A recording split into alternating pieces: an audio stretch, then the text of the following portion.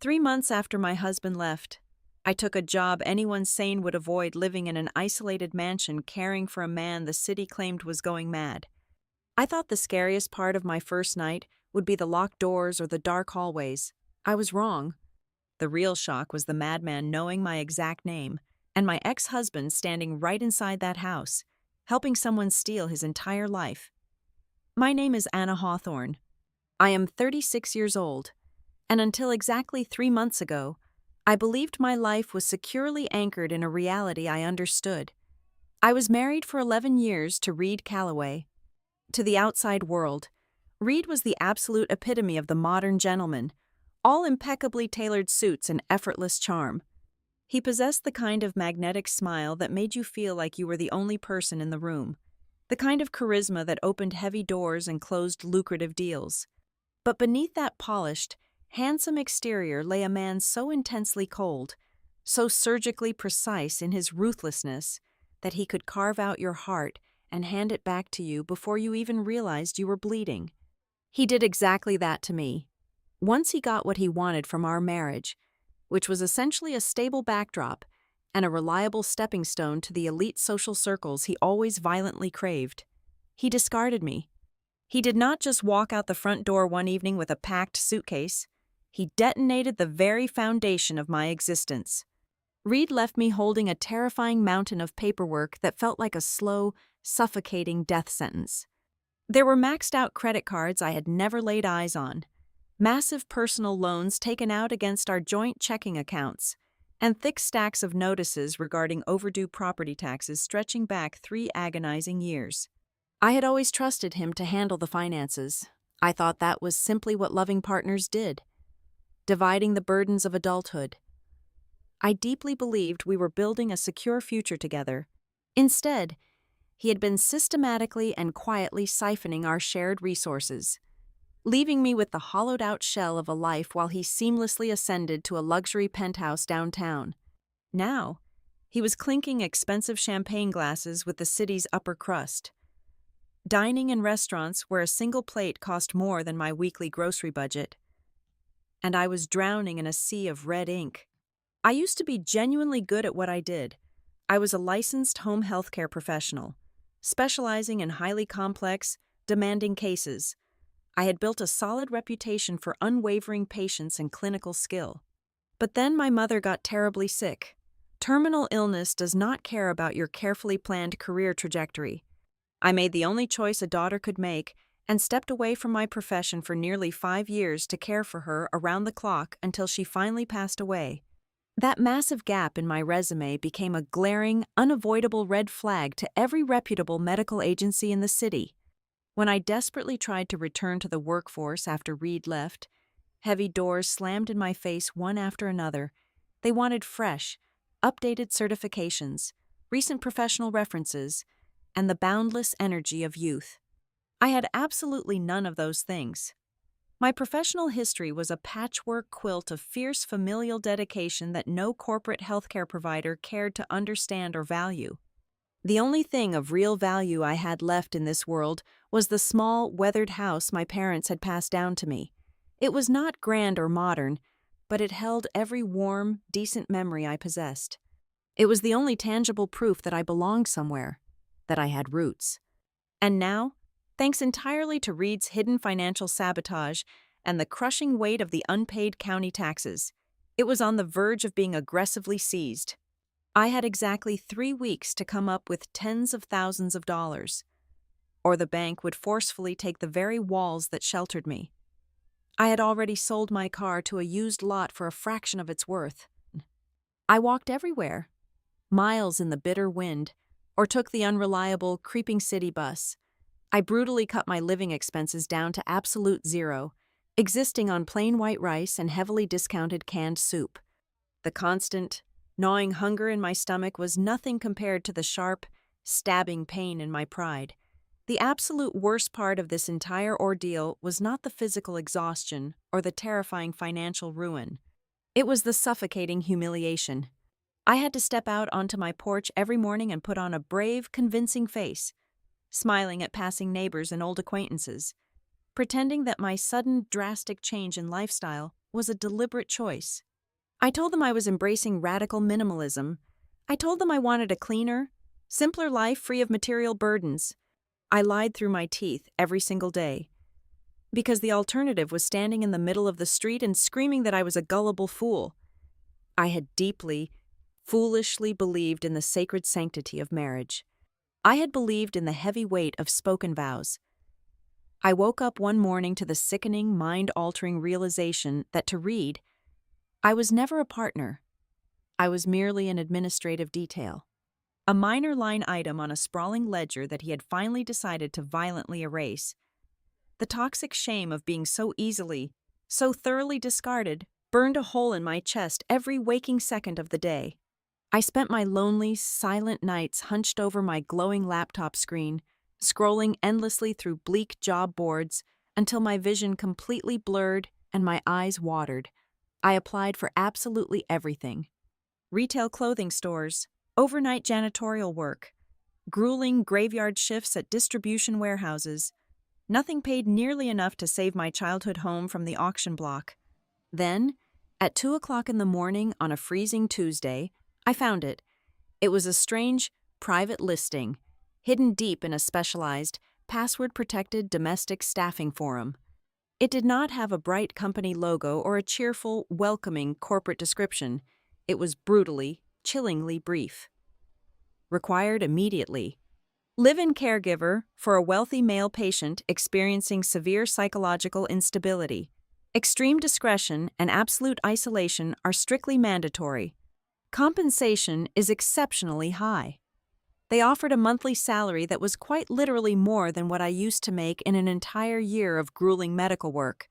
The numbers clearly spelled out on the harsh white screen were absolutely staggering.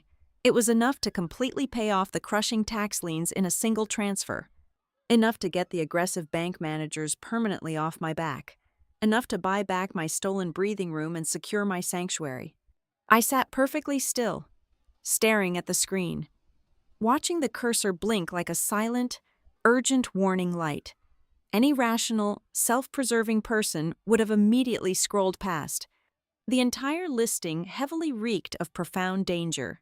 Wealthy, powerful men with severe psychological instability, who needed to be kept in absolute, forced isolation usually meant volatile, highly dangerous living conditions. It practically screamed of a lawless environment where normal societal rules did not apply, where vast amounts of money bought total silence and deep human desperation bought blind compliance. I knew, deep down in my weary bones, that taking this bizarre job was a massive, potentially catastrophic risk. It had the distinct, metallic scent of a steel trap waiting to snap shut. But I was so far past the comfortable point of rational caution. When you are standing teetering at the very edge of a crumbling cliff, watching the solid ground break away beneath your feet, you do not pause to critically question the safety rating of the frayed rope thrown down to you. You just violently grab it and hold on for dear life. I thought about the bright pink bank foreclosure notices piled high on my worn kitchen counter.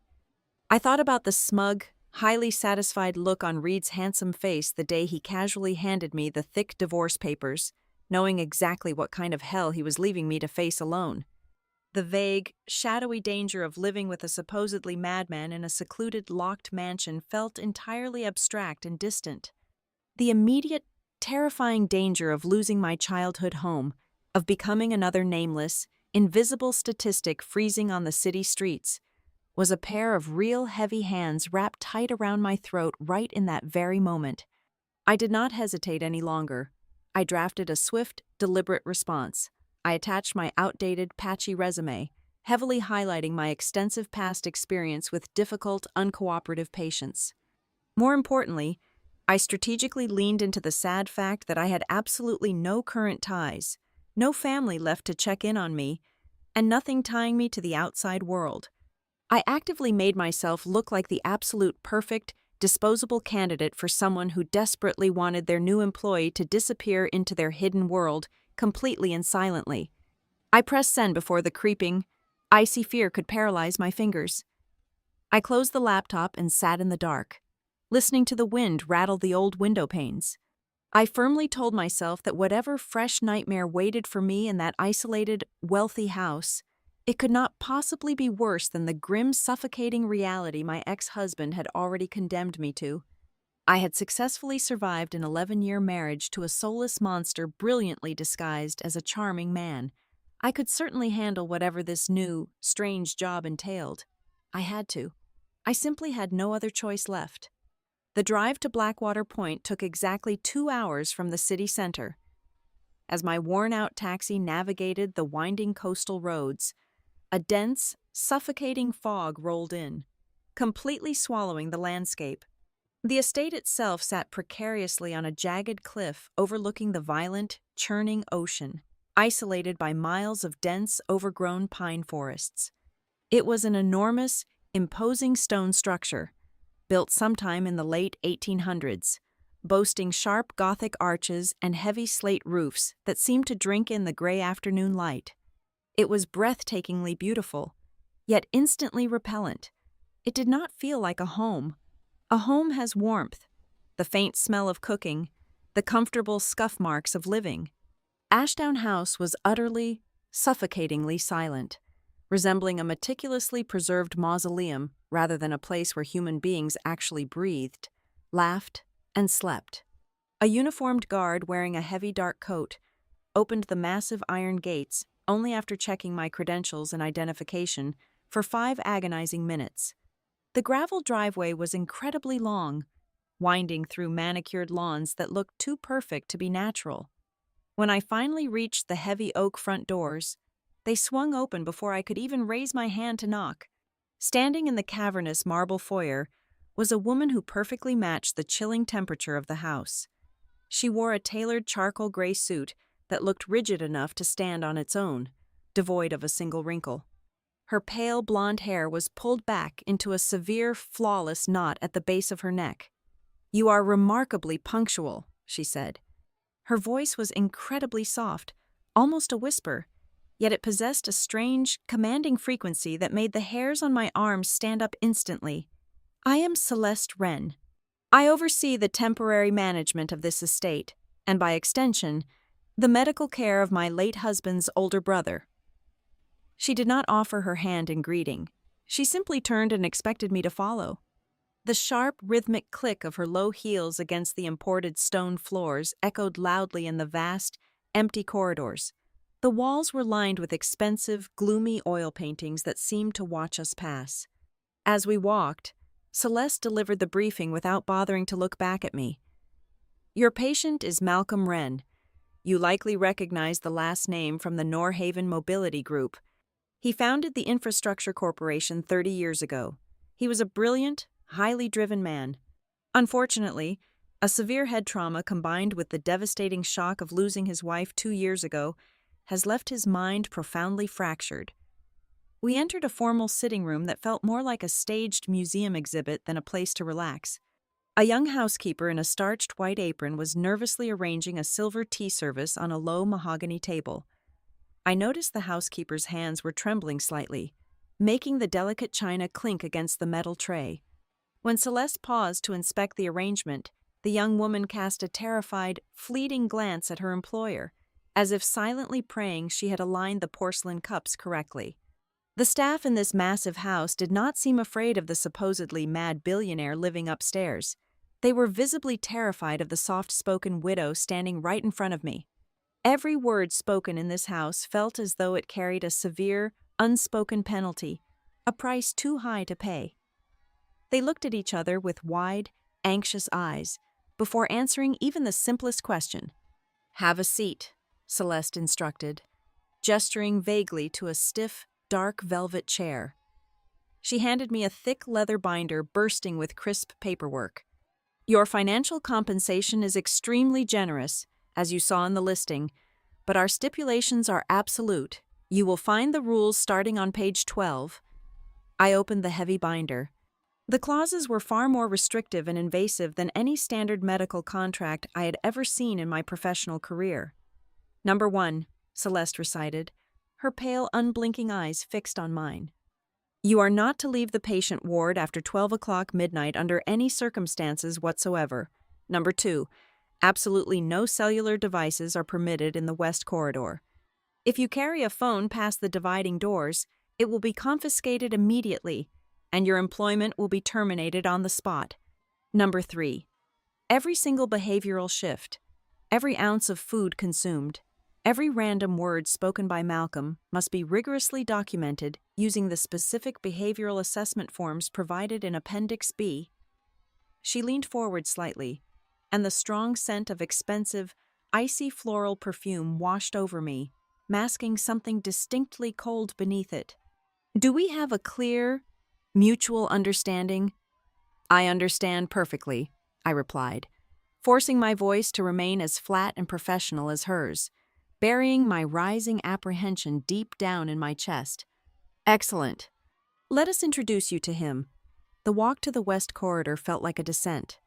The air grew distinctly colder than the rest of the sprawling mansion, the atmosphere becoming dense and heavy as we approached a set of heavy, reinforced double doors. When Celeste unlocked them with a thick brass key, I braced myself, fully expecting to step into a sterile, padded clinical environment smelling of strong hospital disinfectants. Instead, I walked into a grand, mahogany-paneled suite that had been brutally and systematically modified. The beautiful antique writing desk was violently bolted directly to the hardwood floor. The heavy glass lamps had been replaced by harsh, recessed lighting enclosed in protective wire mesh. The sharp edges of the stone fireplace were covered in thick, ugly padded guards. It was a luxurious, spacious cage, meticulously designed for someone deemed physically dangerous and highly destructive. Yet, amidst the oppressive, prison-like safety measures, the room was littered with glaring, undeniable contradictions. A tall stack of recent financial newspapers sat squarely on the bolted desk, their margins completely filled with tiny, precise, handwritten notes. Stepping closer, I saw complex numerical equations and sharp, aggressive underlines marking corporate stock fluctuations in dark blue ink. Beside the papers lay a worn leather notebook filled with what looked like intricate shorthand symbols, alongside several printed legal contracts that had been violently torn precisely in half. A truly broken mind does not track corporate mergers or meticulously annotate the daily market trends. These were the frantic, desperate breadcrumbs of a highly functioning intellect fighting desperately to survive inside a thick, chemically induced fog. Then, a sudden, violent crash shattered the tense silence of the room. A heavy ceramic water cup smashed violently against the wall just inches from my right shoulder, showering the dark Persian rug with water and sharp, white jagged shards. "Get out!" A deep, raw voice roared from the shadowed corner of the room. Malcolm Wren stood aggressively by the heavily barred window. He was a tall, broad-shouldered man. Though his large frame looked somewhat hollowed out by extreme exhaustion, his hair was thick and rapidly graying, his strong jaw covered in rough, untrimmed stubble. He wore a simple gray sweater and dark trousers, his broad chest heaving as he glared at us with undisguised hostility. Celeste did not even flinch at the shattering sound. She let out a soft, highly theatrical sigh, turning to me with a look of manufactured pity that made my stomach physically turn. As you can clearly see, the aggression is entirely unpredictable and dangerous. I will leave you to clean this mess up and establish your baseline observation. She turned sharply on her heel and glided out of the room, the heavy reinforced doors clicking shut firmly behind her, the lock sliding into place with a heavy final thud. I stood perfectly still, my eyes locked securely on the large man who had just thrown a heavy projectile directly at my head. I waited for the manic screaming to start, for the wild, unfocused thrashing of a man utterly lost to severe dementia. I braced myself for a physical struggle, but it did not come.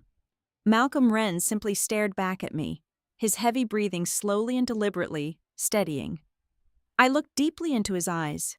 They were dark, piercing, and terrifyingly lucid.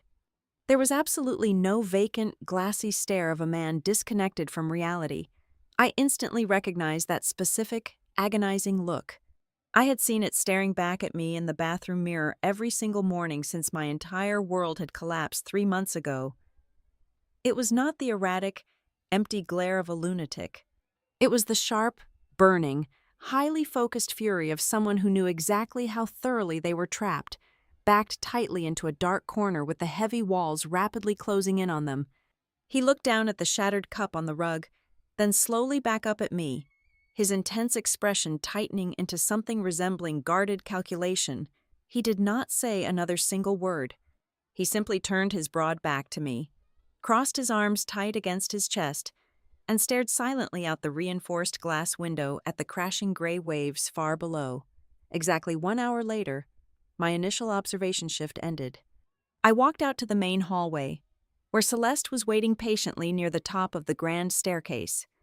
Her posture rigidly perfect, her hands clasped lightly in front of her. "You survived the initial introduction," she noted, her smooth voice completely devoid of any genuine human concern. "Ensure your incident logs regarding the thrown object are filled out precisely according to the rigid template provided in the binder.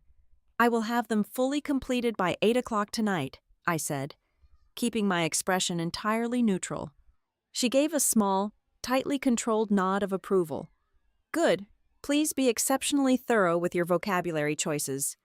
The Family Legal Counsel will be arriving tomorrow morning at 9 o'clock sharp to conduct a comprehensive review of our operational procedures and check your logging accuracy." She smiled then, a thin, chilling curving of her pale lips that did not even begin to reach her cold eyes. It was a blatant, unhidden warning delivered in the guise of administrative instruction. This high-paying job was never simply about keeping an unstable, grieving man comfortable. The heavy realization settled into my bones like ice. I was brought here to be a meticulously controlled witness, and the real, highly dangerous work was only just about to begin. The darkness inside Ashdown House was not peaceful. It was a thick, suffocating weight that pressed heavily against my chest the moment I turned off my small bedside lamp. Sleep was an absolute impossibility. The heavy antique clock on my mantel loudly ticked toward 2 o'clock in the morning, amplifying the profound, eerie isolation of my designated quarters. The sprawling mansion groaned and settled like a massive, dying beast, but beneath the standard structural creaks, there were other, far more deliberate sounds. The central air conditioning unit would hum steadily, then suddenly abruptly change its rhythm, gasping loudly as if someone had manually overridden the system. 10 minutes later, I distinctly heard the faint, rhythmic squeak of small rubber wheels rolling slowly down the hallway outside my bedroom. I held my breath, gripping the edge of my thin blanket so tightly my knuckles ached. Then came the soft, terrifying rustle of fabric directly outside my door. A shadow blocked the thin strip of pale moonlight shining under the frame. Someone was standing perfectly still on the other side of the wood. My heart hammered against my ribs for 60 agonizing seconds before the shadow smoothly slid away, followed by the silent, careful retreat of footsteps fading into the distance. I could not just lie there waiting to become a victim in the dark. I pushed the blankets aside and slipped into the dim corridor to conduct my mandatory night check on Malcolm. The air in his suite was freezing. I quietly pushed his heavy door open, fully expecting to find him thrashing in the violent grip of a nightmare or heavily sedated from his evening medication. Instead, I found him sitting bolt upright in his armchair by the barred window. Bathed completely in the pale silver moonlight, there was no manic rage in his posture. He looked completely, terrifyingly alert. "What time is it exactly?" Malcolm whispered, his voice crisp and carrying absolute, undeniable authority. I froze in the doorway, my fingers gripping the cold brass handle. "It is 2:15 in the morning," I answered cautiously, keeping my voice low. "Are the external corridor doors locked securely?" he demanded, his dark eyes tracking my every micro-expression with razor-sharp focus. "Yes. I checked them myself before I laid down. Who specifically brought you to this house?" Before I could formulate a safe professional response, the man the entire city believed was completely devoid of sanity leaned forward and stripped away every single illusion I had left. "Anna Hawthorne," he said. Hearing my full name fall from his lips in that silent, freezing room felt like a brutal physical blow to the stomach. I had not told him my last name. The staff file I signed downstairs had only my first name listed for strict patient security protocols. "How do you know my full name?" I breathed, taking a panicked step backward toward the exit. "They did not choose you by accident," Malcolm stated, his tone flat, urgent, and perfectly sane. "They hunted for a very specific profile. They needed someone utterly desperate, someone drowning in so much sudden personal ruin that she would not be alert enough to realize she was walking directly into a slaughterhouse. They firmly think a desperate woman will blindly follow orders just to keep the paycheck clearing. Listen to me very carefully. Anna, you are in extreme danger in this house." He stood up, towering over me in the shadows, but he made no aggressive move. "Do not sign a single incident report without reading every single word. 10. They will hand you papers that look standard. They are not. Do not trust the phrasing. They are building a narrative." Before I could ask him what he meant by that terrifying warning, the unmistakable, heavy tread of a security guard's boots echoed loudly at the far end of the ward. Instantly, the sharp, highly intelligent light completely vanished from Malcolm's eyes.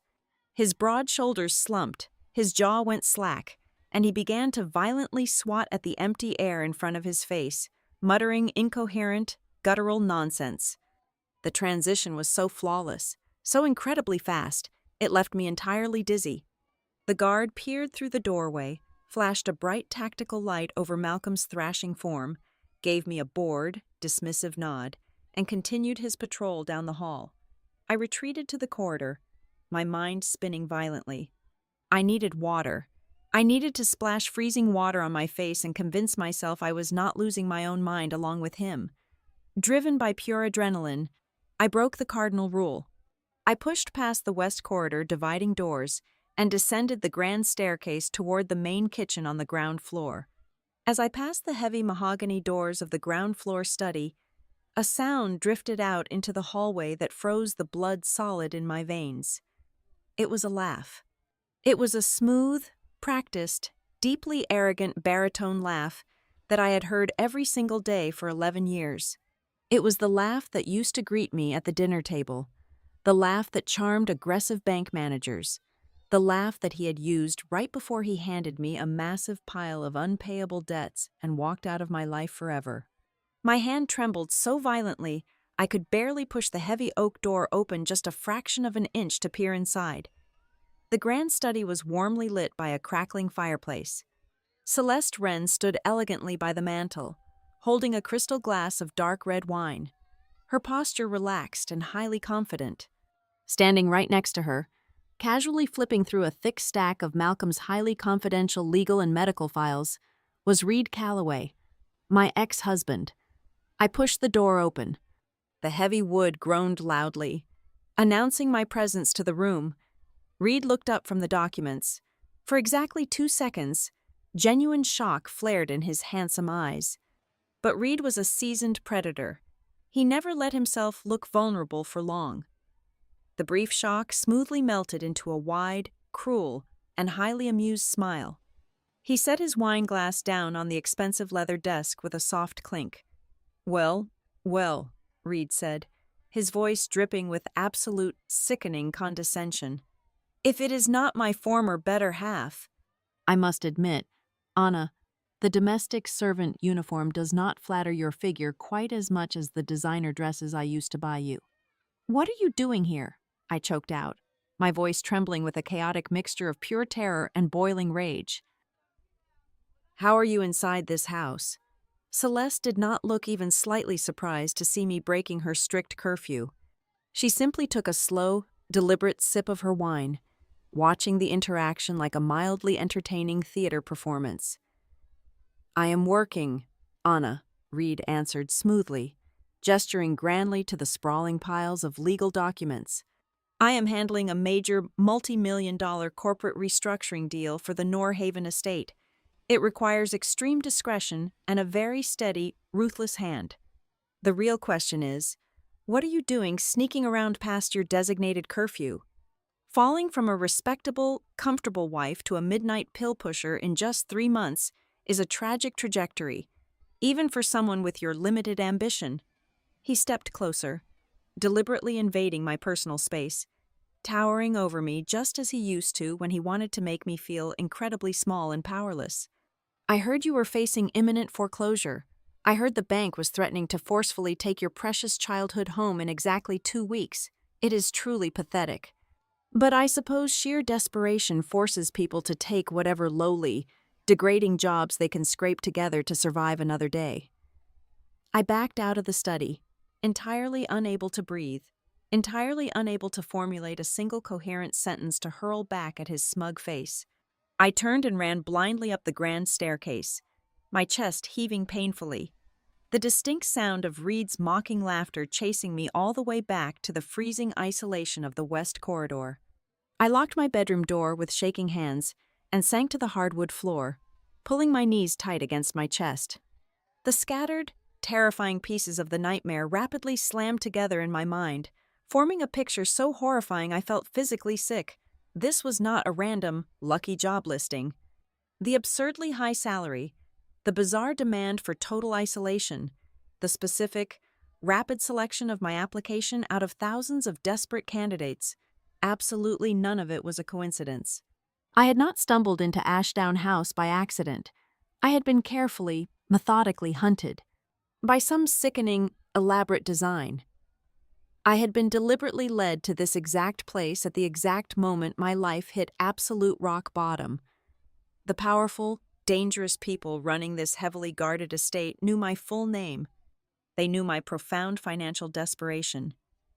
They knew my ex-husband intimately enough to have him managing their hostile takeover, and as the antique clock struck 3 a.m, I realized the most terrifying truth of all. They had brought me here because a woman with zero options left, a woman no one in the outside world would ever believe, is the absolute easiest kind of person to frame for a crime she did not commit.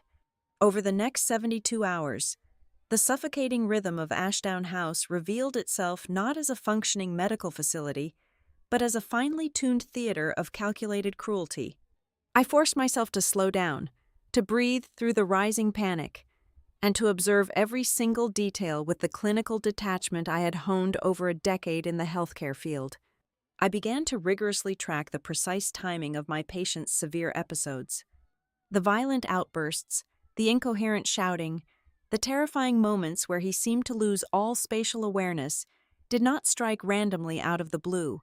They did not happen naturally. They arrived with the incredibly predictable punctuality of a scheduled commuter train. Every single severe behavioral collapse occurred exactly 45 minutes after the private estate physician, a nervous man who completely refused to look me in the eye, administered a daily intravenous injection. The doctor would arrive promptly at 3 o'clock in the afternoon, push a clear fluid into the central line, and leave the estate without speaking a single word to me. Less than an hour later, the room would descend into absolute chaos. The early mornings, however, were by far the most haunting part of my shift. Before the heavy daily chemical cocktail could fully saturate his bloodstream and hijack his nervous system, the real Malcolm fought his way to the surface of the murky water. One rainy Tuesday, while I was assisting him with a simple, quiet breakfast, his violently trembling hand suddenly steadied. He did not look at the food. He looked directly at the muted financial news program playing on the secured television monitor mounted high on the wall. He muttered a highly specific, devastatingly accurate critique regarding corporate bond yields, leveraged buyouts, and hidden liability clauses.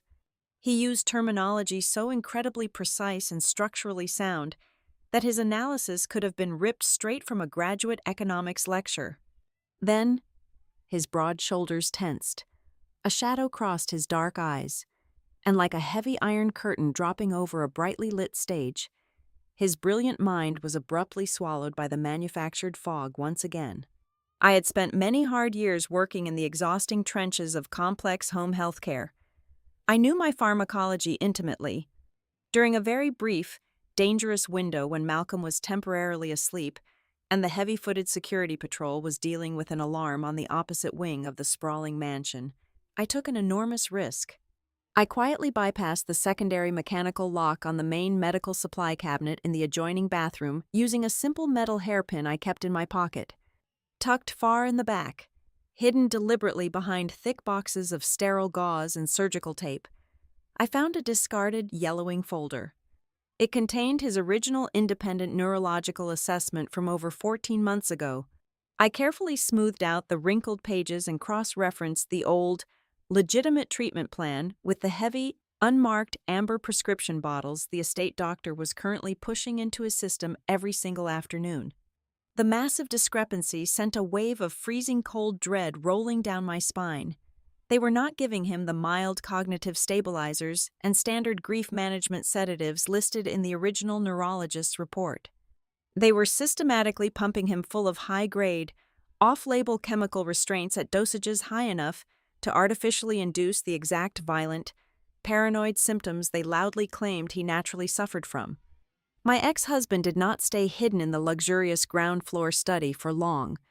On Thursday afternoon, Reed strolled casually into the highly restricted West Corridor as if he owned the very air I was struggling to breathe.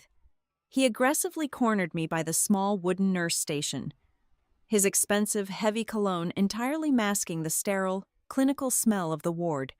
He picked up my daily observation clipboard without asking for permission, his dark eyes scanning my strictly objective, factual medical notes with obvious mounting irritation. "You are being far too generous with your vocabulary, Anna," Reed drawled, tapping his perfectly manicured index finger against the paper. "Saying he experienced mild evening agitation is entirely useless to my overall legal strategy. You need to use the right terminology if you want to keep receiving those generous direct deposits. You need to write down that he is completely disoriented regarding time and space. You need to officially document that he is actively threatening his designated caregiver with physical harm.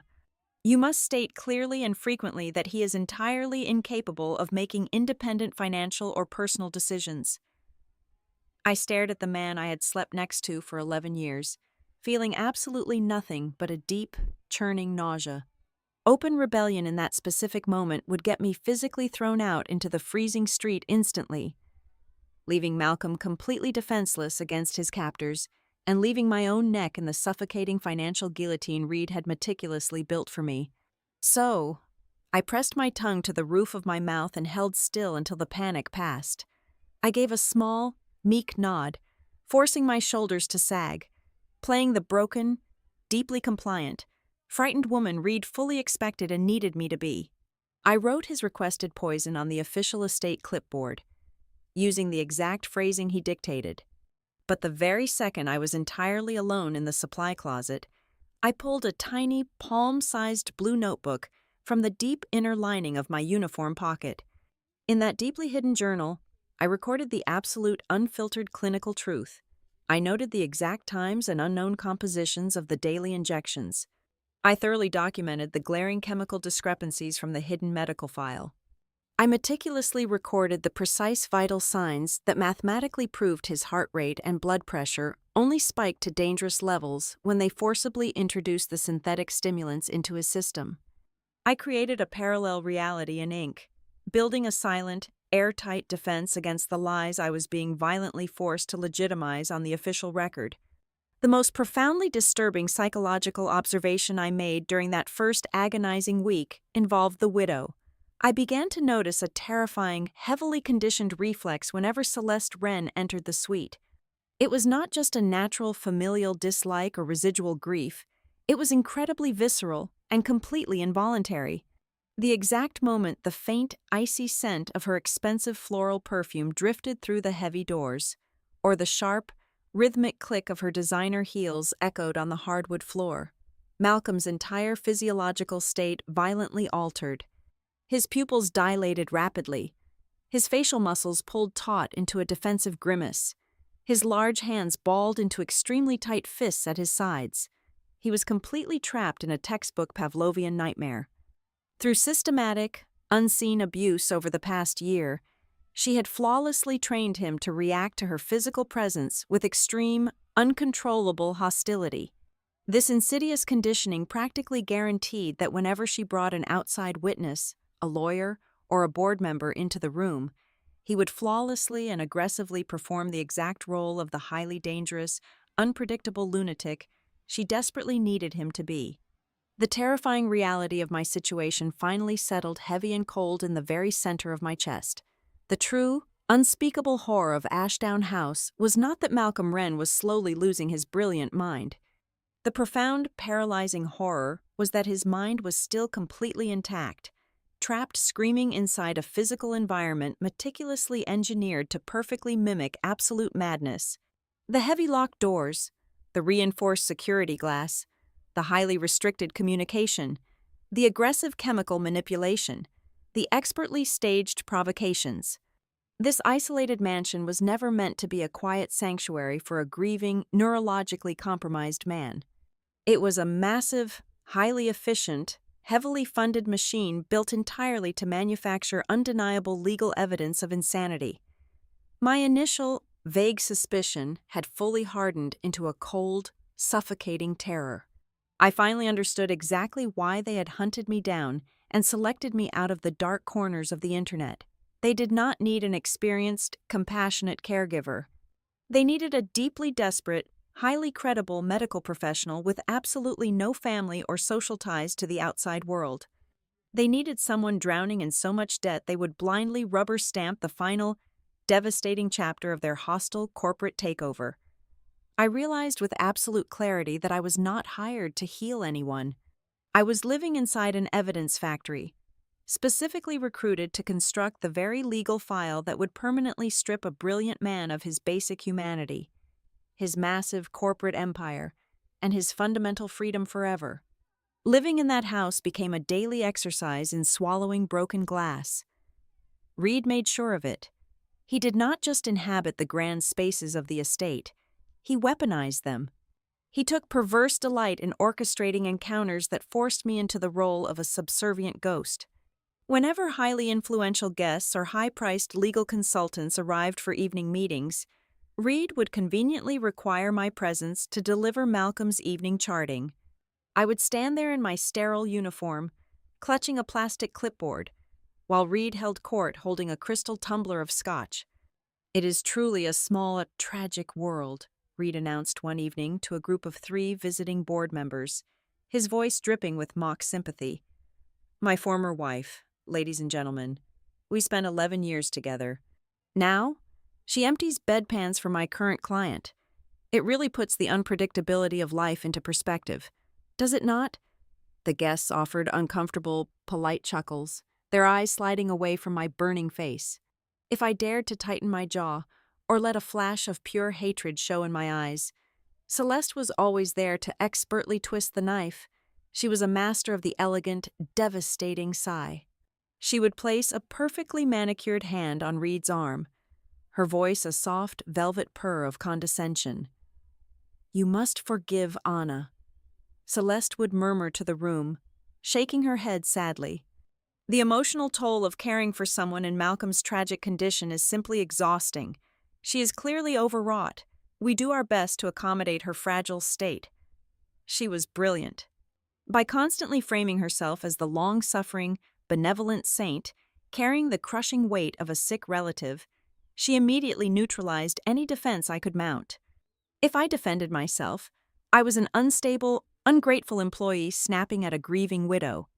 I had no choice but to bite my tongue, lower my eyes, and walk back up the stairs, carrying the suffocating humiliation like a heavy stone in my chest. The humiliation was nearly unbearable, but the stark reality of my situation kept me firmly chained to the estate. On a bleak Thursday morning, the bank called my burner phone.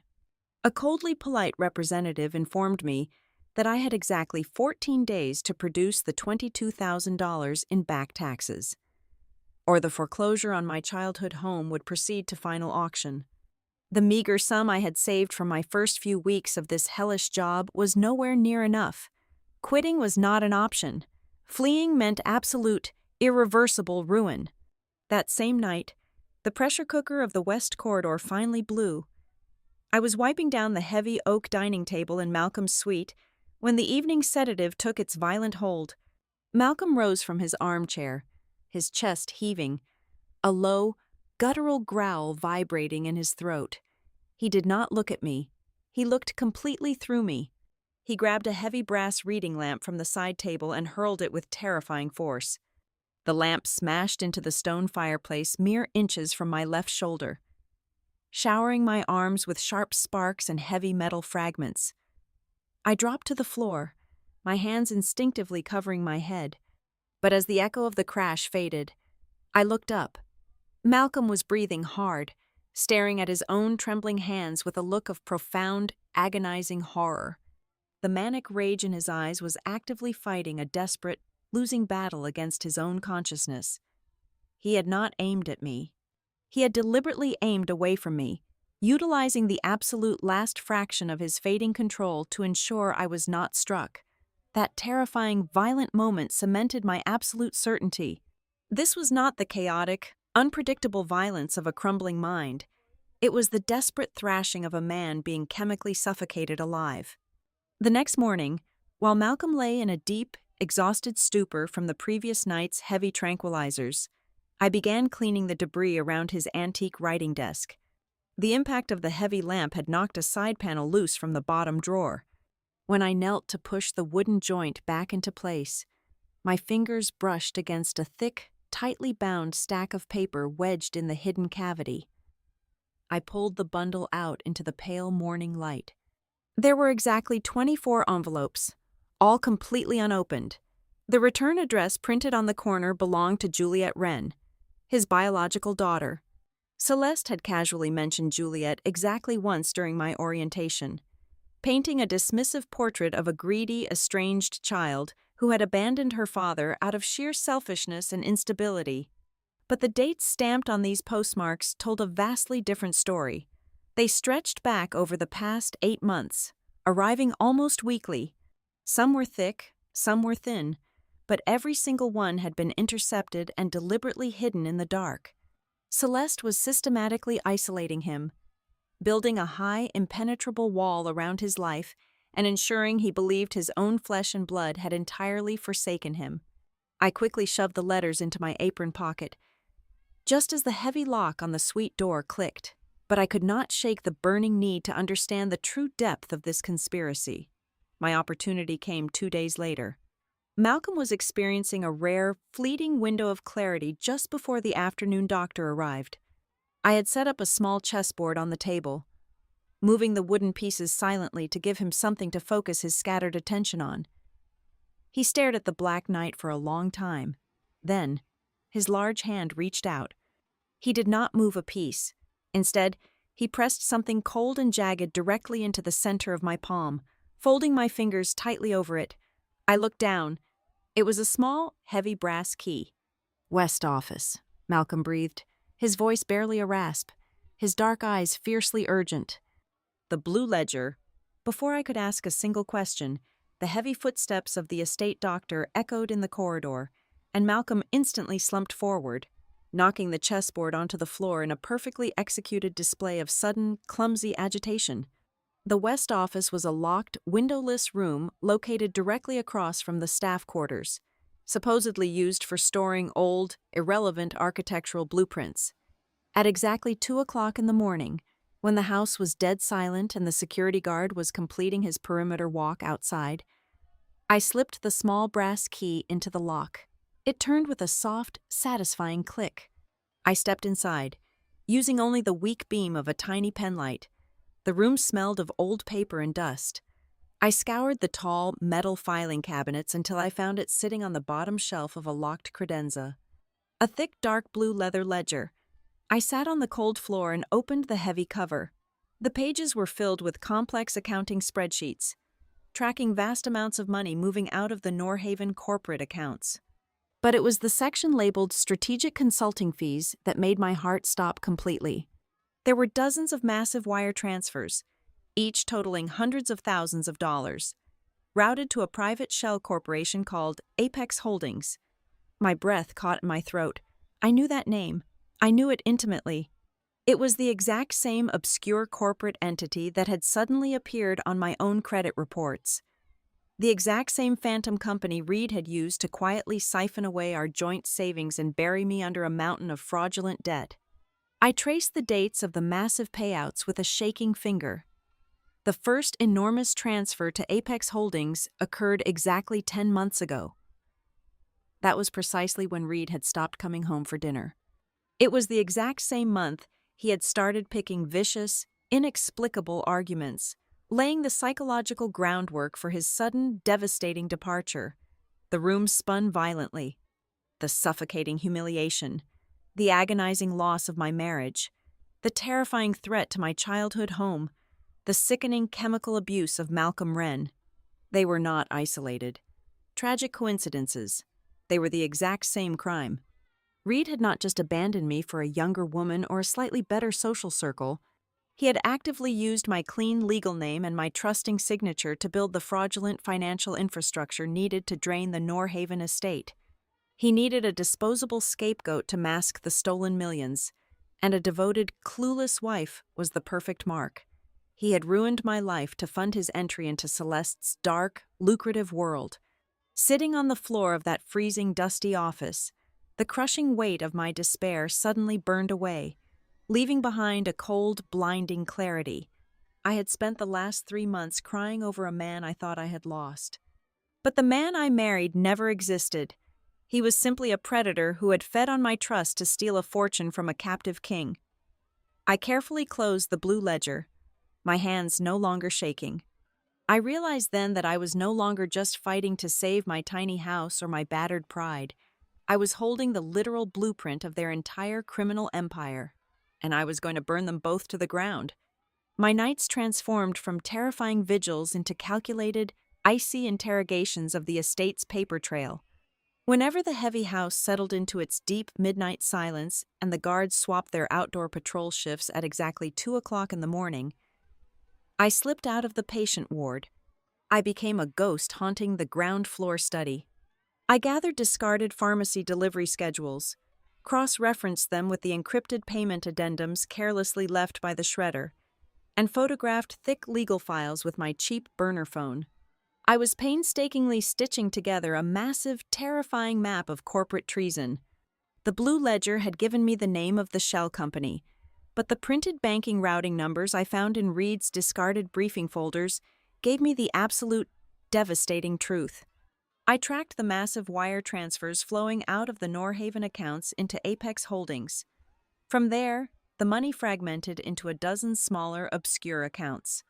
My blood ran completely cold when I recognized the incorporation documents for one of those secondary accounts.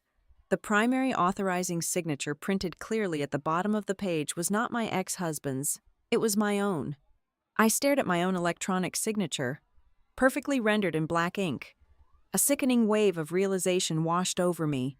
Reed had not just been unfaithful or cruel, he had actively weaponized the fundamental trust of our marriage. During our last 2 years together, whenever he casually pushed routine tax forms or joint insurance renewals across the kitchen table for me to sign, he had been quietly slipping in incorporation papers. He had used my clean legal identity to construct the very financial architecture they were now using to bleed Malcolm dry. Reed had effectively built a massive, highly illegal dam to catch the stolen millions, and he had deliberately put my name on the deed. He walked away completely clean, knowing that if the federal authorities ever started investigating the missing funds, the paper trail would lead directly to a ruined, desperate woman living in a foreclosed home. The pieces of the puzzle were locking together with fatal precision. The following Tuesday, during a precious 45-minute window of morning clarity before the daily chemical injection took hold, Malcolm filled in the darkest, most crucial gap in the timeline. It did not start with the dementia diagnosis. Malcolm rasped, his voice rough but his eyes burning with intense, focused intelligence.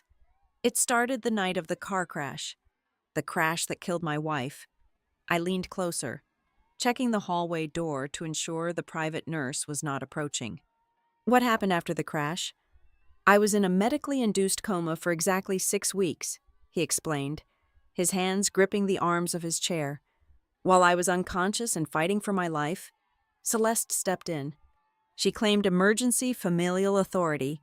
She took absolute control over the immediate medical expenditures, but she did not stop there. She quietly initiated a massive internal restructuring of the Norhaven Executive Board. By the time I woke up and finished my physical rehabilitation, the fundamental control of my own assets had already mysteriously shifted.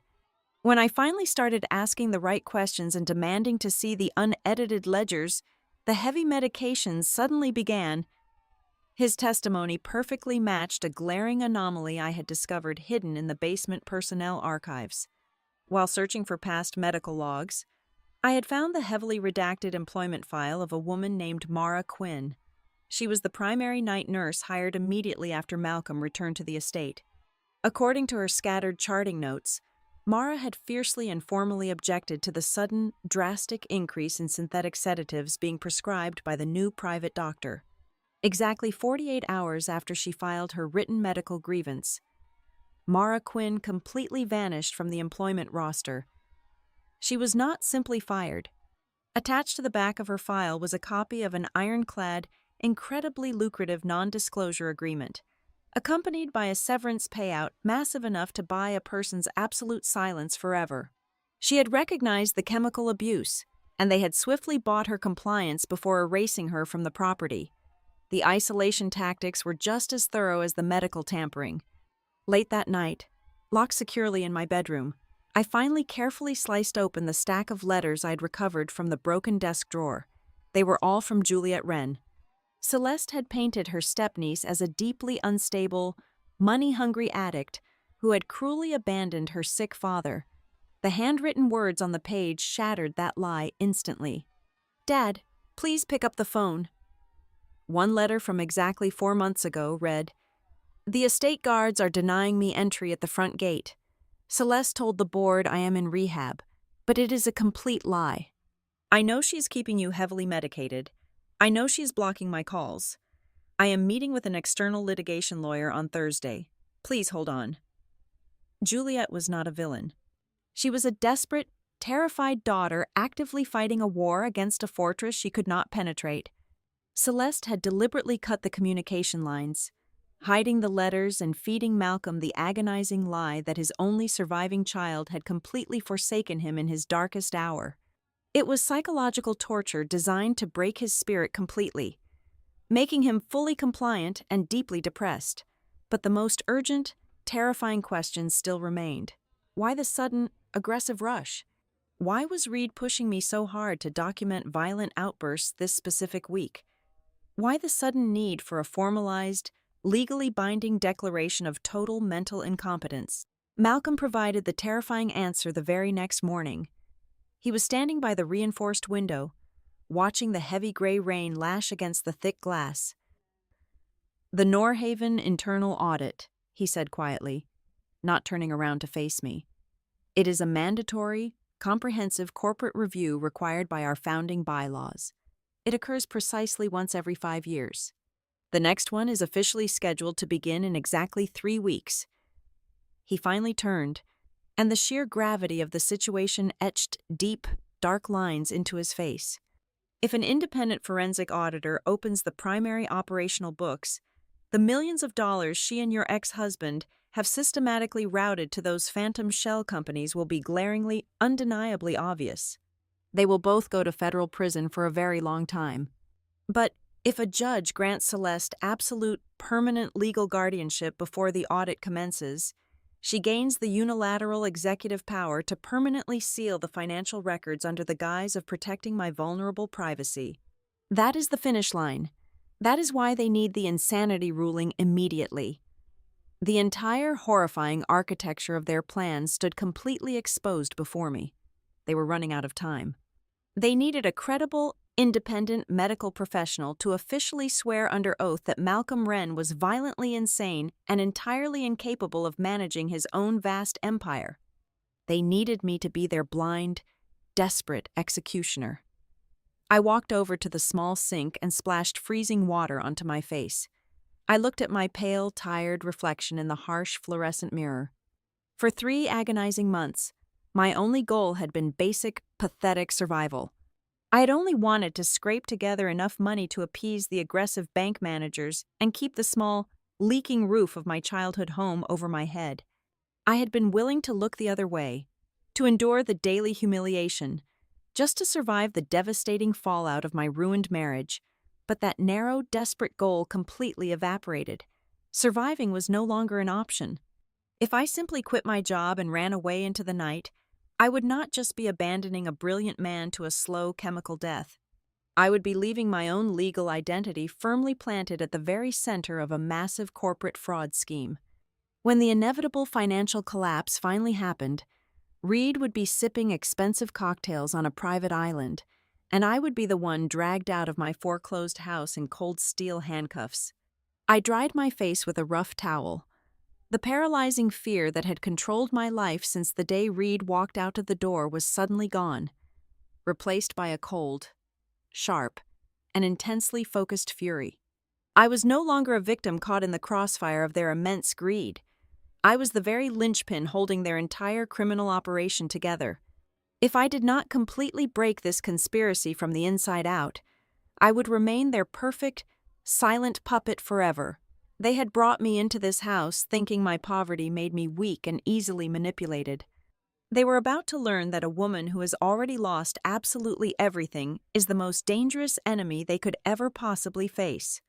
I walked back into the main room, picked up the official daily observation clipboard, and perfectly forged another entry detailing Malcolm's supposed spatial disorientation. I played their game flawlessly on paper, but as I clicked the pen shut, I knew exactly what my next move had to be. I needed to reach out to the one person outside these stone walls who had the power to blow the gates wide open. I needed to find Juliet Wren. I gripped my cheap burner phone so tightly my knuckles turned entirely white. It was exactly 2 o'clock in the morning. The heavy estate was completely silent, save for the rhythmic pounding of the coastal rain against the reinforced glass. I smoothed out the crumpled envelope I had stolen from the broken desk drawer, staring at the 10-digit phone number scribbled hastily on the back flap. Dialing this number was an act of pure, unadulterated treason against my employers. If the estate security intercepted the signal or caught me speaking to the outside world, I would be thrown out into the freezing storm before dawn. I took a deep, shuddering breath and punched in the numbers. The line rang 4 times before a cautious, utterly exhausted voice answered. "Who is this?" Juliet Wren demanded. "My name is Anna," I whispered, keeping my eyes locked on the heavy door of my bedroom. "I am the new nighttime caregiver for your father. You need to come to Ashdown House immediately. It has to be tonight, and it has to be in absolute secret." There was a long, heavy silence on the other end of the line. When Juliet finally spoke, her voice was thick with years of accumulated defensive armor. "Celeste has barred me from the property. The gate guards have strict orders to arrest me for trespassing if I even pull into the driveway. Besides, my father does not want to see me. He made that perfectly clear when he stopped answering my letters 6 months ago. He never received a single one of your letters." "Juliet," I replied firmly. "Celeste hid all of them. Your father is not losing his mind. He is being systematically poisoned. And if you do not help me right now, they are going to lock him away forever." Less than 2 hours later, I stood shivering in the freezing shadows near the service entrance at the back of the sprawling mansion. I had carefully bypassed the internal alarm sensors on the kitchen door. A dark sedan rolled silently to a stop near the edge of the manicured tree line. Juliet slipped out of the vehicle, pulling the hood of her dark rain jacket up over her head. But we were not alone. Stepping out from the heavy cover of the ancient pine trees was Tomas Bell, the groundskeeper who had worked at the estate for over 20 years. My heart violently slammed against my ribs. I braced myself for the piercing shriek of his security radio. Instead, Tomas simply lowered his heavy flashlight and nodded at Juliet. I turned off the perimeter motion sensors on the east lawn for exactly 15 minutes, Tomas said, his voice a rough, gravelly whisper. He turned to look directly at me, his weathered face tight with suppressed anger. "I am not blind. Anna, I see what that woman is doing to him. I saw the private delivery trucks arriving long past midnight. The shipping labels on those heavy cardboard boxes clearly stated they contained standard vitamin supplements and basic physical therapy supplies. But when I hauled the empty packaging to the recycling incinerator, I found the interior labels. They were tearing off black box warning labels for severe, high-grade antipsychotics. Tomas reached out and placed a heavy, calloused hand on Juliet's shoulder. "Go see your father. I will watch the grounds." I led Juliet up the darkened servant stairwell, our footsteps completely muffled by the heavy thunder rattling the stone walls. When I finally unlocked the heavy doors to the west corridor and guided her into the dim clinical suite, Malcolm was sitting rigidly in his chair, staring at the locked window. He slowly turned his head. The absolute shock that washed over his deeply lined face was enough to break a person's heart in two. "Juliet," he breathed, his voice cracking violently under the immense weight of the moment. Juliet had walked into that room bracing herself to find a hollow, drooling shell of the brilliant man who had raised her. Instead, she found her father looking back at her with eyes full of desperate, agonizing clarity. She fell to her knees beside his chair, burying her face in his hands, completely sobbing. For the first time since my own world had brutally collapsed 3 months ago, I witnessed a genuine, unfiltered moment of human grace. That freezing, rain-soaked night in the locked ward became the definitive turning point. We were 3 complete strangers, brought together by our own distinct, bleeding wounds. I was a woman utterly betrayed and financially ruined by a ruthless husband. Malcolm was a titan imprisoned by his own trusted family. Juliet was a grieving daughter, deliberately alienated and falsely painted as a villain. Sitting together in the pale glow of a single lamp, we forged a silent, unbreakable pact. We had to trust each other completely, with our very lives and our freedom, if we were going to survive the final, devastating blow Celeste and Reed were actively preparing. The very next morning, the real war began. I used my burner phone to secretly contact Dr. Elias Wynne, Malcolm's original, trusted neurologist, who had been aggressively pushed out by Celeste a year prior. I read him the exact chemical compounds and the terrifying dosages they were pumping into Malcolm's veins every afternoon. The doctor was absolutely horrified. Under his strict, covert guidance, I began the highly dangerous process of tapering the drugs.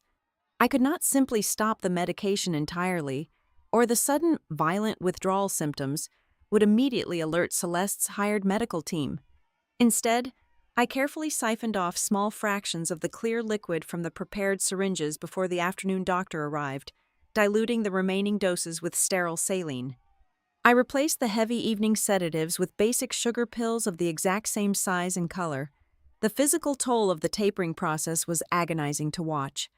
For 3 brutal days, Malcolm suffered through intense, bone-rattling fevers and severe muscle tremors.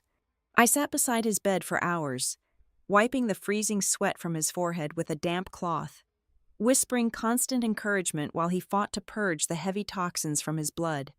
As his mind slowly and miraculously cleared, Malcolm faced an even more difficult challenge: to keep us all alive. He had to become the greatest actor in the world. He had to fake the very madness he was finally escaping. Whenever Celeste's icy perfume drifted into the hallway, or whenever the heavily paid estate doctors entered the room with their clipboards, Malcolm would instantly transform.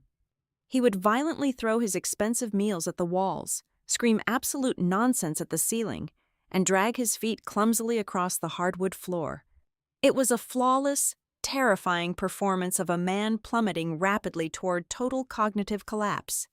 Celeste would watch his violent outbursts with a barely concealed smile of deep satisfaction, fully believing her sinister plan was working perfectly.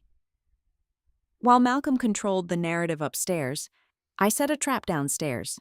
Reed was growing increasingly arrogant, entirely convinced of his own untouchable brilliance.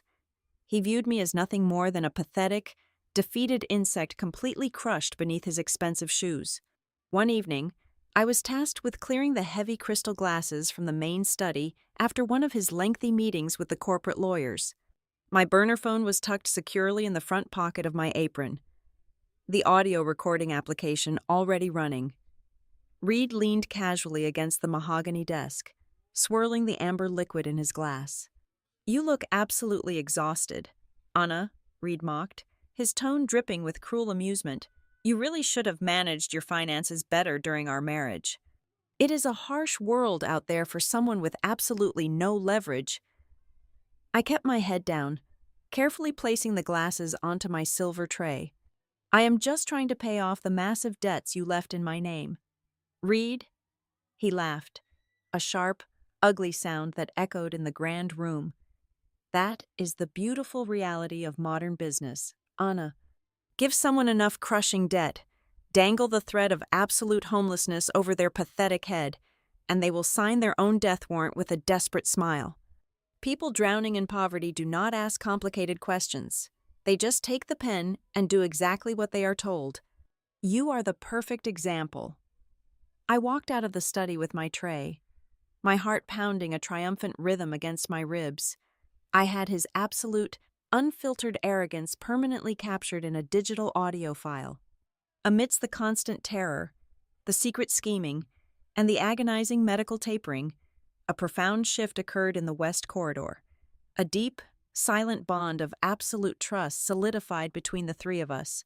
Juliet no longer looked at me as just another paid uniform. She relied on me completely, treating me as the only anchor she had left in a world that had stolen her father. And Malcolm changed the way he looked at me.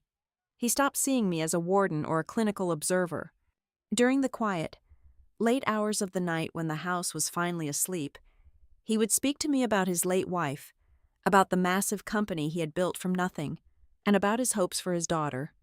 He looked at me as an equal, for the first time in many long, agonizing months. Malcolm Wren was not being managed, sedated, or analyzed. He was finally being heard, and in return, he gave me the one thing Reed had violently stolen from me, my fundamental sense of human worth. The air in Ashdown House grew palpably thinner over the next 7 days. Celeste Wren possessed the uncanny, terrifying instincts of a cornered predator. She could not possibly know that Malcolm's bloodstream was slowly clearing, or that I was meeting her exiled stepniece in the dead of night. But she sensed a subtle shift in the atmospheric pressure. Her response was a brutal, swift tightening of the noose. Suddenly, black dome cameras appeared in the previously unmonitored servant corridors. My scheduled shifts were erratic, violently altered with only 10 minutes of notice to prevent me from establishing any reliable routine. Celeste began conducting random aggressive inspections of the patient ward, sweeping her pale hands over the undersides of the heavy mahogany furniture, looking for hidden contraband. She explicitly restricted my keycard access, completely locking me out of the East Wing and the primary administrative offices. Reed adapted his tactics accordingly. The smug, mocking amusement completely vanished from his handsome face, replaced by a cold, lethal pragmatism. He cornered me one rainy afternoon in the narrow pantry. He leaned in so close I could smell the sharp peppermint on his breath. "You are looking terribly anxious lately, Anna," Reed whispered, his eyes entirely devoid of warmth. "You should be very careful. If an external medical board ever decides to investigate the specific chemical compounds circulating in that madman's veins, they will not look at the grieving family. They will look directly at the desperate, bankrupt live-in caregiver who had unmonitored, round-the-clock access to his medical supply. You are the perfect, disposable scapegoat. Do exactly what you are told, or I guarantee you will spend the next 20 years in a federal penitentiary." His threat was not empty intimidation. It was a dark promise. Exactly 48 hours later, the trap violently snapped shut. I was returning from a grueling 4-hour shift when I found Celeste standing perfectly still in the center of my small bedroom. Flanking her were 2 broad-shouldered estate security guards. The contents of my modest dresser were brutally emptied onto the thin mattress. "We have a severe problem, Anna," Celeste said, her voice a deadly, soft purr. She gestured toward the chaotic pile of my personal clothing. Resting starkly against a folded gray sweater were 3 empty glass vials of heavy, high-grade liquid sedatives. My heart violently seized. The room spun. The vials were the exact ones I had been carefully siphoning and replacing with saline. The ones I had meticulously disposed of in the biohazard incinerator. They had dug them out, or procured duplicates, and planted them directly in my sanctuary. Stealing highly restricted narcotics is a severe criminal offense, Celeste continued smoothly, her pale eyes alight with malicious triumph. I should have the guards detain you and call the local authorities this very second. But I am a merciful woman. If you quietly resign tonight and sign a comprehensive non-disclosure agreement, I will allow you to walk out the front gates without handcuffs. For one terrifying, breathless second, it truly felt as though the entire chessboard had completely collapsed. I was trapped, but living with a predator for 11 years had taught me one vital, life-saving lesson: always anticipate the betrayal. I did not panic. I calmly reached into my uniform pocket and pulled out my burner phone. I opened the encrypted photo gallery. That is highly concerning, Mrs. Wren, I said, keeping my voice absolutely flat, forcing my hands to remain perfectly steady, especially since I take a daily, time-stamped photographic inventory of my personal belongings for my own liability protection. I turned the bright screen toward her. The high-resolution photograph clearly showed the inside of my top drawer, containing only my neatly folded sweaters. The digital timestamp glowing in the bottom corner indicated the picture was taken exactly 22 minutes ago, right before I left for my shift. Those vials were placed there during the brief 20-minute window I was actively managing Malcolm's physical therapy in the West Corridor, I stated coldly. The hallway cameras will confirm exactly who entered this room during that specific time frame. Shall we review the security footage together, or should we call the authorities and let them handle the forensic fingerprint analysis on that glass? Celeste's flawless porcelain mask violently cracked. Her jaw tightened so hard I could hear the faint click of her teeth. She knew she was beaten, at least in this skirmish. She gave a sharp, imperceptible nod to the guards. That will not be necessary, she clipped, turning sharply toward the door. Clean up this mess. Consider this a final warning regarding the strict security protocols of this estate. The near miss only accelerated our desperate timeline. While I navigated the heavily monitored minefield inside the mansion, Juliet utilized her deep, historical knowledge of the estate's infrastructure from the safety of the dark tree line. Working from a heavily modified laptop in her hidden vehicle, she managed to quietly bypass the external firewall of Ashdown House's highly integrated smart home system. The encrypted data logs she successfully extracted painted a picture of psychological torture so profound it made me physically sick. She uncovered digital records proving that on the specific nights immediately preceding Malcolm's mandatory medical evaluations, his environment was actively weaponized. The ambient temperature in his locked suite was remotely dropped to a freezing 50 degrees. The harsh overhead recessed lights were programmed to flicker violently at random intervals.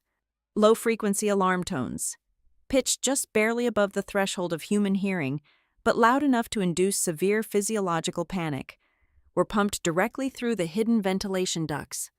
They were not just drugging him, they were systematically sleep-depriving and terrorizing him, guaranteeing he would appear completely unhinged and severely erratic in front of the visiting doctors the very next morning. Simultaneously, Tomas struck a massive blow against Celeste's carefully constructed narrative. While performing routine maintenance on the massive stone chimneys in the East Wing, the veteran groundskeeper investigated a secondary, rarely used fireplace in Celeste's private study, buried deep beneath a thick layer of fresh white ash. He found the partially charred remains of over 20 envelopes. The fire had not consumed everything. Tomas carefully salvaged the scorched pages, preserving Juliet's frantic, desperate handwriting. It was undeniable, physical proof that Celeste had actively intercepted the mail, intentionally severing the crucial emotional lifeline between a grieving father and his only daughter. But we needed the final, fatal strike. We needed the ultimate motive. Malcolm had mentioned a locked art studio on the 3rd floor, a room that had remained completely sealed since the tragic day his wife died. He told me she handled their private domestic filing there, away from the sterile corporate offices. Celeste had forbidden anyone from entering, claiming it was out of deep respect for the deceased. I knew it was out of pure, unadulterated fear of what was hidden inside. At exactly 3 o'clock in the morning, while a torrential coastal storm violently battered the slate roof and masked all internal noise, I crept up the grand staircase. I used a heavy iron skeleton key Thomas had secretly duplicated for me years ago. The heavy wooden door groaned loudly in protest, but it finally yielded. The studio smelled of dried oil paint, old canvas, and deep, undisturbed sorrow. I used a small, focused penlight to search the antique roll-top desk pushed against the far wall. The main drawers were completely empty, professionally sanitized, but Malcolm's wife had been a highly meticulous woman. I ran my fingers along the decorative wooden molding underneath the desk surface until my thumb caught a tiny, hidden metal latch. A secret compartment smoothly dropped open. Inside was a thick, cream-colored manila folder. I pulled out the crisp documents, shining my narrow light across the heavy legal text. It was a comprehensive, highly detailed draft of a revised familial trust, dated precisely 2 weeks before the fatal car crash. I read the specific clauses, my breath catching sharply in my throat. Malcolm and his wife had been actively preparing to fundamentally restructure the entire Norhaven estate. The unexecuted legal document explicitly, legally removed Celeste Wren from any and all potential lines of financial succession or medical proxy. They had known she was dangerous long before the tragedy struck. If this document had been officially notarized, Celeste would have been left with absolutely nothing. The crash had saved her dark ambitions, and she had spent the last 2 years violently securing the empire she was never meant to touch. I carefully tucked the devastating trust document securely into the lining of my uniform jacket and locked the studio door behind me. The puzzle was finally, flawlessly complete. We possessed the tampered medical logs, the audio recording of Reed's undeniable extortion, the hacked smart home data, proving severe psychological abuse, the charred letters exposing the deliberate isolation, and the hidden trust draft revealing the ultimate, desperate motive. Everything was meticulously gathered, sorted, and prepared for one single, explosive confrontation. Celeste was rapidly running out of time before the mandatory 5-year corporate audit, and she was preparing to drop the guillotine. The formal notice was delivered the very next morning. A highly exclusive, emergency competency evaluation was scheduled for Friday at high noon, combined directly with an extraordinary session of the Norhaven Board of Directors right inside the grand dining room of Ashdown House. Celeste was bringing the doctors, the lawyers, and the corporate executives together under one roof. She firmly believed the heavy sedatives had completely destroyed Malcolm's mind. She believed Reed had successfully neutralized any threat I posed. She believed Friday would be the day she officially stole an entire empire. She had absolutely no idea she was walking blindly into a meticulously constructed minefield. The grand dining room of Ashdown House had been entirely stripped of its usual suffocating silence. By exactly 12 o'clock noon on Friday, it had been transformed into a cold, ruthless theater for a corporate execution. The massive mahogany table, usually left empty and polished to a mirror finish, was now surrounded by over a dozen powerful individuals. There were elite corporate attorneys in perfectly tailored suits, several grim-faced members of the Norhaven Mobility Group Board of Directors, and a panel of highly paid, supposedly independent psychiatric evaluators. At the very head of the table sat Celeste Wren, her posture impeccably straight, her hands folded neatly over a leather binder. She wore a dark conservative dress that brilliantly projected the exact image she needed a grieving, exhausted, yet dutiful family matriarch, stepping up to carry an unbearable burden. Standing directly to her right, radiating absolute, unshakable confidence, was Reed Calloway. He looked like a man who had already won the war and was simply attending the victory parade to collect his medals. I was forced to stand near the heavy stone fireplace, completely isolated from the massive table, positioned precisely like a criminal waiting for the judge to read the final, devastating sentence. The suffocating weight of the room pressed down on my shoulders, making it incredibly difficult to draw a full breath. Reed cleared his throat, commanding the immediate attention of the entire room.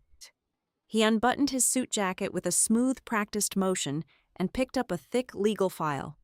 "Ladies and gentlemen of the board," and esteemed medical professionals, Reed began, his baritone voice echoing with chilling authority. We called this emergency session today because we are facing a catastrophic crisis regarding the fundamental leadership and the medical safety of the Norhaven estate.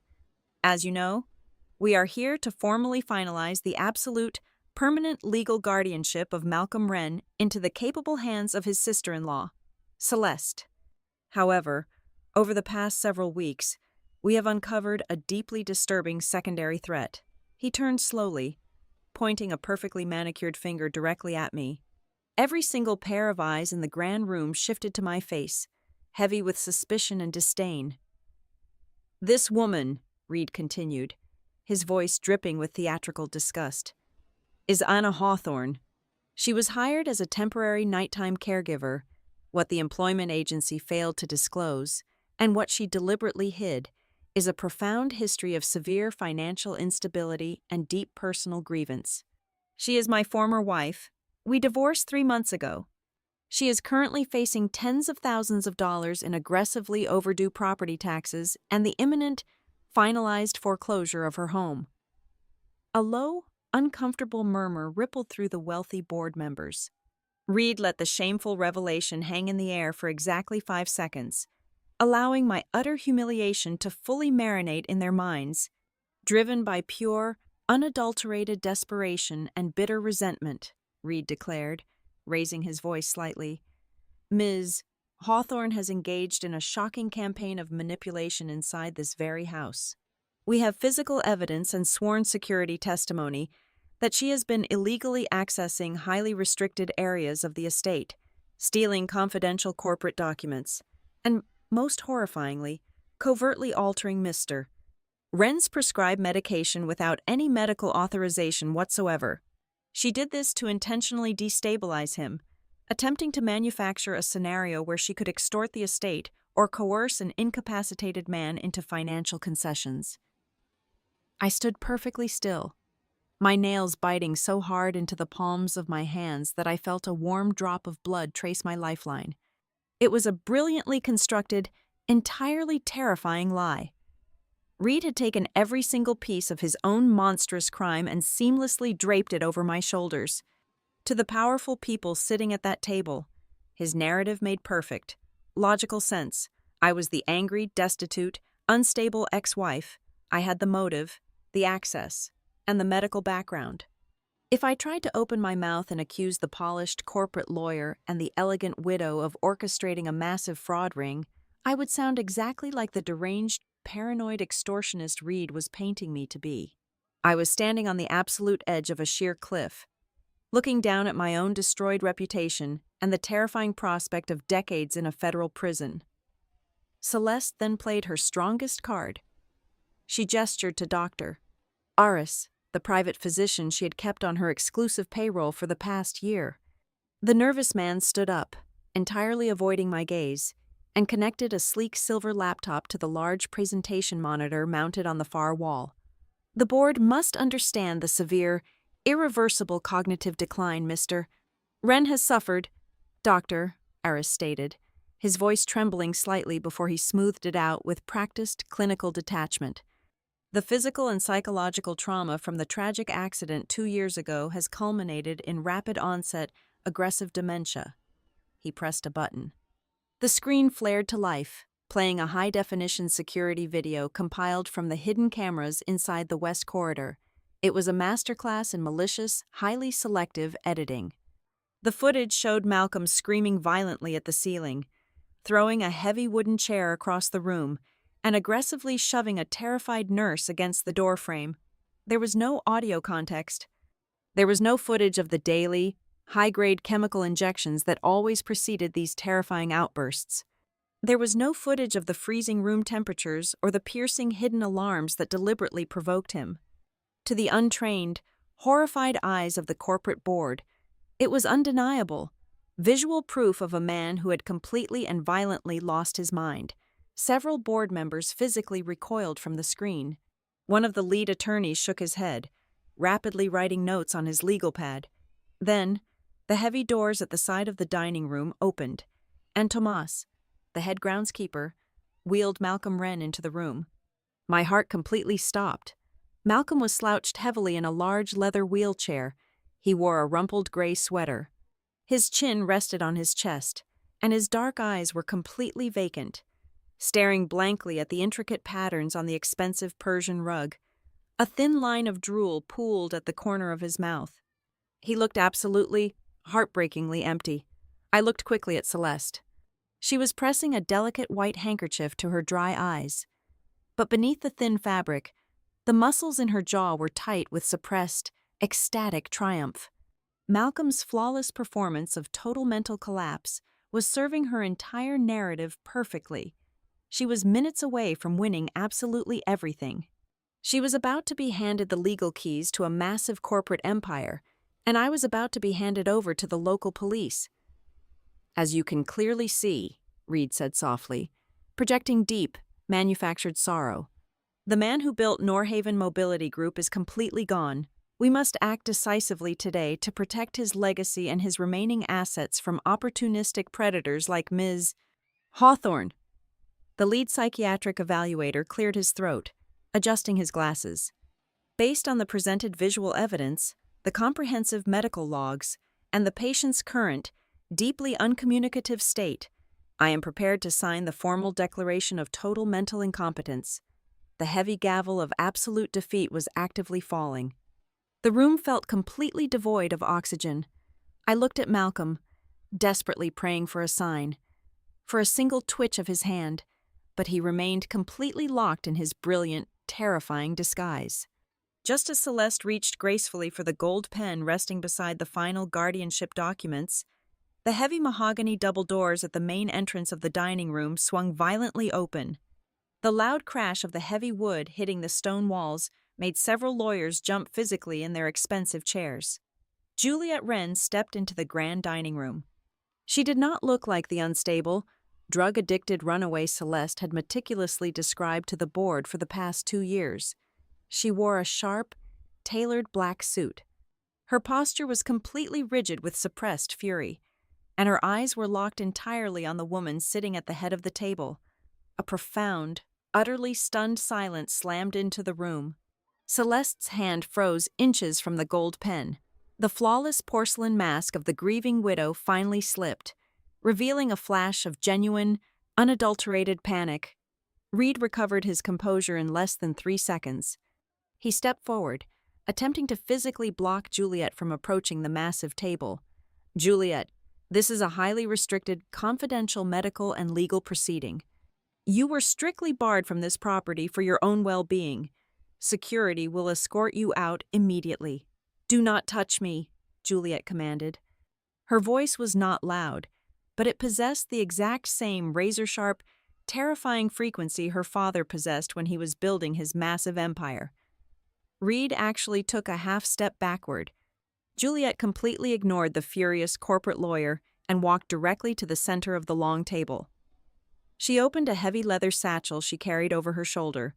"My aunt has spent the last 2 years legally testifying that I abandoned my father out of pure greed and chemical instability," Juliet announced, her voice ringing clearly through the silent room.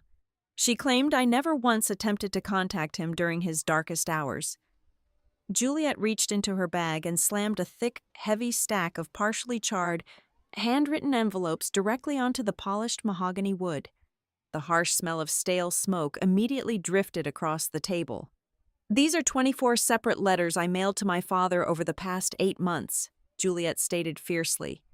"They were discovered yesterday morning, hidden deep inside the secondary fireplace of Celeste Wren's private, locked study. They were deliberately intercepted and burned." The board members stared at the scorched paper in absolute shock. The lead attorney frowned deeply, looking rapidly back and forth between Juliet and the suddenly pale widow. Before Reed could formulate an aggressive legal objection, Juliet pulled a silver digital storage drive from her pocket and dropped it next to the letters. That drive contains the heavily encrypted smart home data logs for the West Corridor over the past 14 months. It provides undeniable digital proof that the ambient temperature, the harsh lighting, and the hidden security alarms in my father's room were being actively, maliciously manipulated from a remote terminal inside this house every single night prior to his scheduled medical evaluations. You did not just watch a video of a man losing his mind. You watched a video of a man being systematically tortured. The room erupted into chaotic, overlapping murmurs. Doctor, Eris suddenly looked entirely terrified, sinking lower into his expensive leather chair. Finally, Juliet pulled out the thick, cream-colored manila folder I had stolen from the locked art studio. She slid it directly across the smooth table until it rested right in front of the lead corporate attorney. "And that," Juliet said, her voice finally trembling with raw, undeniable emotion, "is the unexecuted draft of my parents' revised familial trust, written exactly 14 days before the car crash that killed my mother. A draft that explicitly, legally removes Celeste Wren from ever touching a single dime of the Norhaven estate or ever holding medical proxy over my father." The heavy, perfect narrative Celeste and Reed had spent months carefully constructing was violently fracturing right in front of their eyes. The board members were no longer looking at me with disgust. They were staring at Celeste with profound, terrifying suspicion. But Reed Calloway was a creature who survived in the darkest, most treacherous corporate waters. He slammed his hand flat against the table, his face flushed with calculated outrage. "This is an absolute theatrical circus," Reed shouted over the rising noise. "These are the desperate, coordinated fabrications of a bitter, disinherited daughter and a financially ruined ex-wife with absolutely everything to gain. Digital logs can be easily manipulated by hired hackers.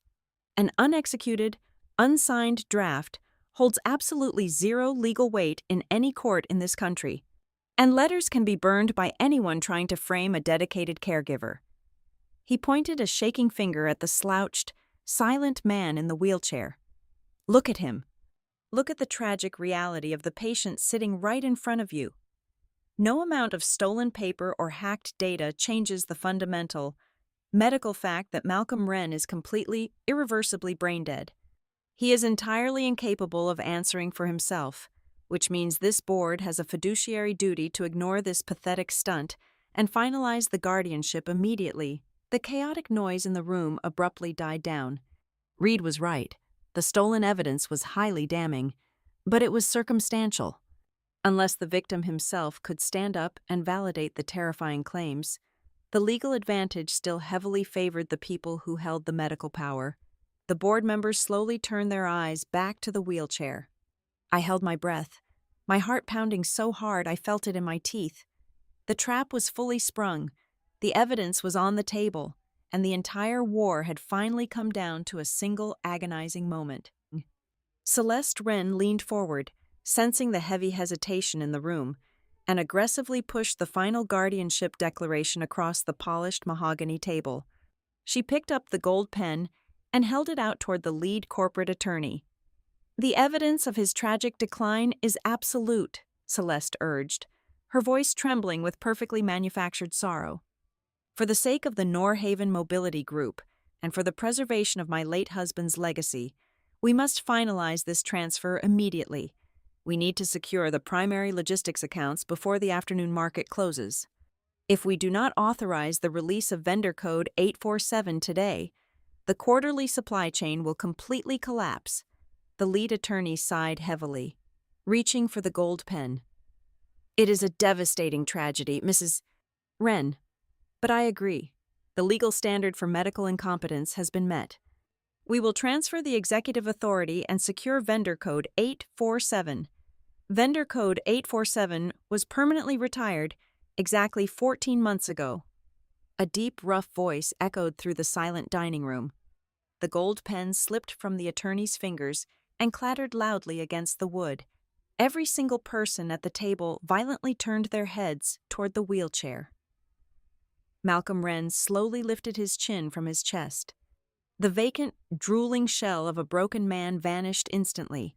His dark eyes were razor-sharp, sweeping across the terrified board members with the absolute, crushing authority of a titan who had just reclaimed his throne. He placed his large hands firmly on the armrests and pushed himself up, standing tall and imposing at the end of the room. The correct current vendor routing number is 925, Malcolm stated clearly, his voice gaining strength with every single syllable. Furthermore, the quarterly supply chain is not in danger of collapsing due to market fluctuation. It is actively bleeding because my sister-in-law and her hired legal counsel have been systematically siphoning exactly $4,200,000 over the past 3 quarters into an offshore entity called Apex Holdings. A collective gasp ripped through the room. Celeste's face drained of all color, turning the shade of dead ash. She stumbled backward, her designer heels catching on the heavy rug. "He is hallucinating," Reed shouted, his voice cracking with sudden uncontrollable panic. "This is exactly what the doctors warned us about. It is a paranoid delusion brought on by the severe dementia. Someone sedate him immediately." "He is not hallucinating." "Reed," I said, stepping away from the stone fireplace and walking directly into the center of the room. "He is finally sober." I unzipped the front pocket of my uniform jacket and dropped my own stack of evidence directly onto the table, right over Celeste's fraudulent guardianship papers. "These are the original pharmacy delivery manifests," I announced, pointing to the highlighted documents, cross-referenced with the internal estate logs, for the past year. Malcolm Wren has not been treated for dementia.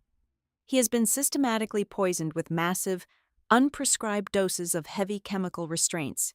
And right here is a sworn, legally binding affidavit from Dr.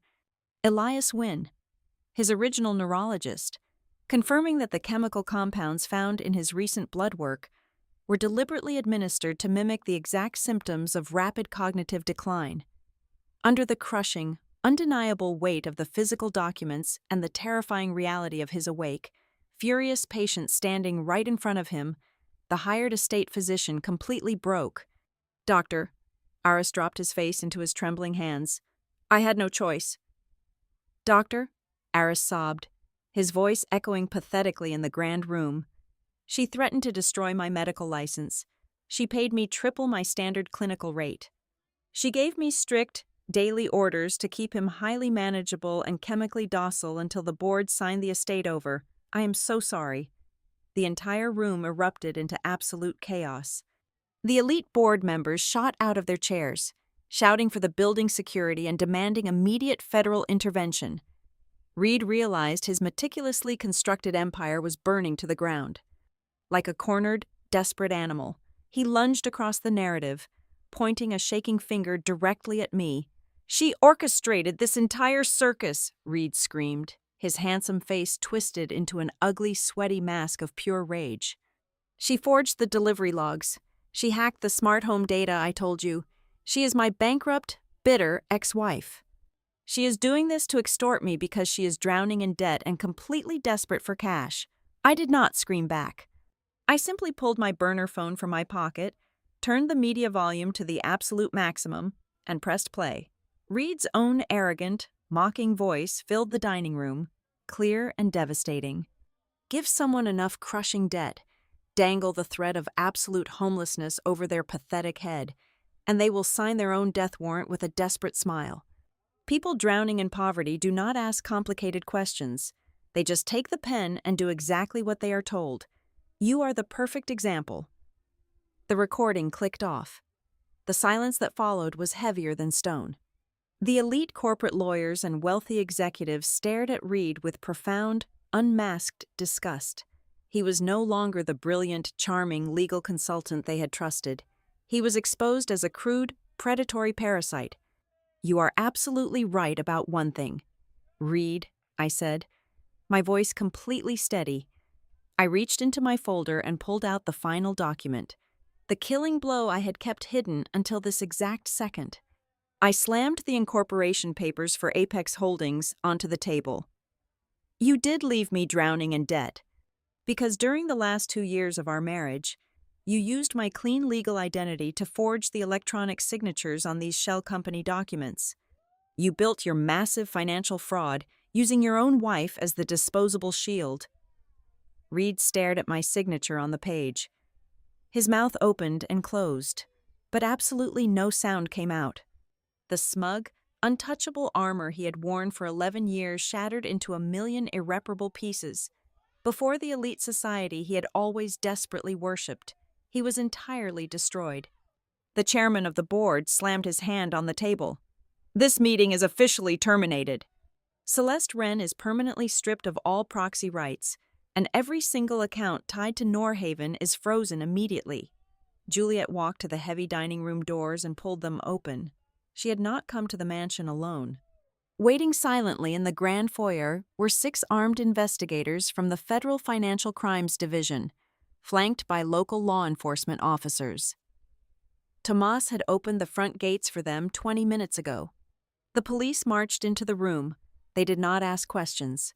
They firmly secured the handcuffs around Dr. Aris's wrists first, then moved directly to Celeste. The elegant widow did not fight. She simply stared at the floor. Her icy empire completely melted away. When the officer grabbed Reed's arms and pulled them behind his back, he finally looked at me.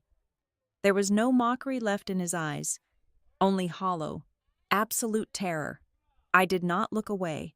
I watched them drag the man who had ruined my life out the front door, knowing he would never see the inside of a luxury penthouse again. Malcolm Wren did not wave a magic wand and hand me half his fortune like some fictional fairy tale savior. He did something far more practical, realistic, and profoundly life-altering. The very next morning, he unleashed his massive, highly aggressive corporate legal team onto Reed's frozen assets. Within 48 hours, they mathematically proved the exact origins of my fraudulent debt.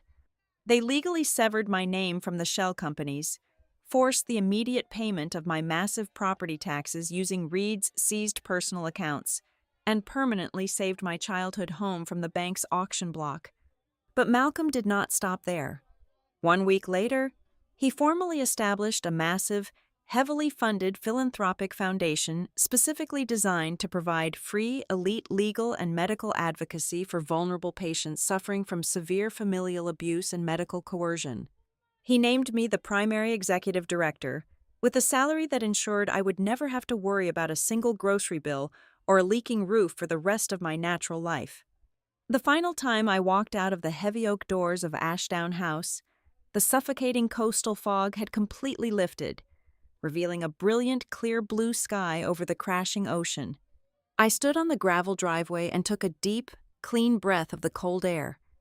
I was no longer the broken, humiliated woman who had arrived here in the dark 3 weeks ago.